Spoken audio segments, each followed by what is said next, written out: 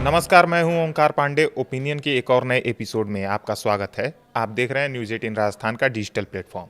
आज हम बात करने जा रहे हैं एक बेहद रोचक खबर की। ईरान के दिवंगत supreme leader Ayatollah Ali Khamenei के अंतिम संस्कार से जुड़ी एक अहम खबर की। क्या इतिहास का सबसे बड़ा जनाजा होने जा रहा है? एक ऐसा अंतिम संस्कार जिसमें करीब 2 करोड़ लोगों के जुटने का अनुमान है। जी हाँ, हम बात कर रहे हैं ईरान के सर्वोच्च नेता अयातुल्ला अली खामेनेई की। 36 साल तक ईरान पर एक छत्र राज करने वाले 86 वर्षीय खामनेई की मौत इसी साल 28 फरवरी को अमेरिकी इजरायली हवाई हमले में हुई थी। लेकिन यहाँ एक बहुत बड़ा और हैरान कर देने वाला ट्विस्ट है। इस्लाम में नियम है कि शव को 24 घंटे के भीतर सुपुर्दे खाक कर दिया जाता है, लेकिन खामेनेई का पार्थिव शरीर पिछले 4 महीनों से अधिक समय से सुरक्षित रखा गया है। आखिरकार अब 4 जुलाई से 9 जुलाई 2026 के बीच उनके अंतिम संस्कार की तारीखें तय हुई हैं। आखिर ऐसा क्यों हुआ? इसके पीछे की इनसाइड स्टोरी क्या है? चलिए विस्तार से समझते हैं। तो कहानी शुरू होती है 28 फरवरी 2026 को। अमेरिका और इजरायल ने मिलकर ईरान पर एक बड़ा मिलिट्री ऑपरेशन शुरू किया था, जिसे अमेरिकी सेना ने कोड नेम दिया था ऑपरेशन एपिक फ्यूरी। इजरायल खुफिया एजेंसी मोसाद और अमेरिकी CIA ने तेहरान में ट्रैफिक कैमरों और टेलीकॉम नेटवर्क को हैक करके खामेनेई की सटीक लोकेशन का पता लगाया। जब खामेनेई ईरान की डिफेंस काउंसिल के साथ एक सीक्रेट मीटिंग कर रहे थे, तभी उनके आवाज़ पर सटीक बमबारी की गई। इस हमले में खामेनेई के साथ उनकी बेटी और दामाद की भी मौत हो गई।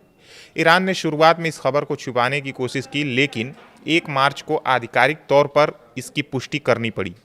इसके बाद पूरे मिडिल ईस्ट में एक भयानक युद्ध छिड़ गया, जिसने वैश्विक स्तर पर तेल और ऊर्जा का संकट खड़ा कर दिया था।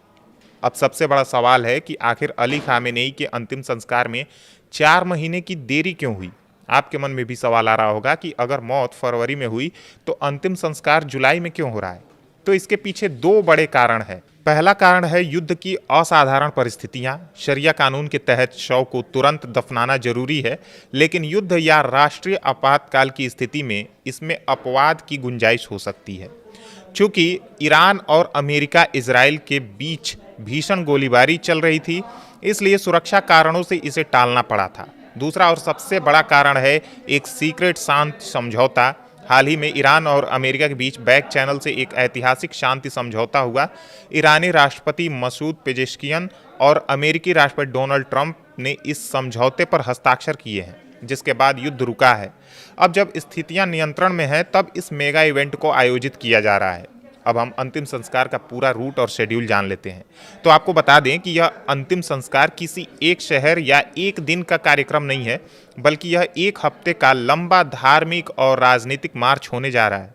इसे ध्यान से समझिए। 4 और 5 जुलाई को अली खामेनेई के पार्थिव शरीर को तेहरान के ग्रैंड मुसल्ला परिसर में रखा जाएगा, जहां आम जनता और विदेशी मेहमान उनके अंतिम दर्शन करेंगे। वहीं 6 जुलाई को तेहरान में मुख्य जनाजा निकाला जाएगा और इस दिन पूरे तेहरान प्रांत में सरकारी छुट्टी का ऐलान किया गया है। इसके बाद 7 जुलाई को शव को शिया धार्मिक शिक्षा केंद्र के सबसे बड़े केंद्र कौम ले जाया जाएगा और 8 जुलाई को इराकी सरकार के विशेष अनुरोध पर खामेनेई के शव को इराक के पवित्र शिया शहरों नजफ और करबला ले जाया जाएगा। यह दिखाता है कि पूरे मिडिल ईस्ट के शिया समुदाय पर उनका कितना गहरा प्रभाव था। 9 जुलाई को इस पूरे इवेंट का आखिरी पड़ाव होने वाला है। अली खामेनेई को उनके गृहनगर मशाद के सबसे पवित्र इमाम रजा श्राइन में पूरे राजकीय सम्मान के साथ सुपुर्दे खाक कर दिया जाएगा।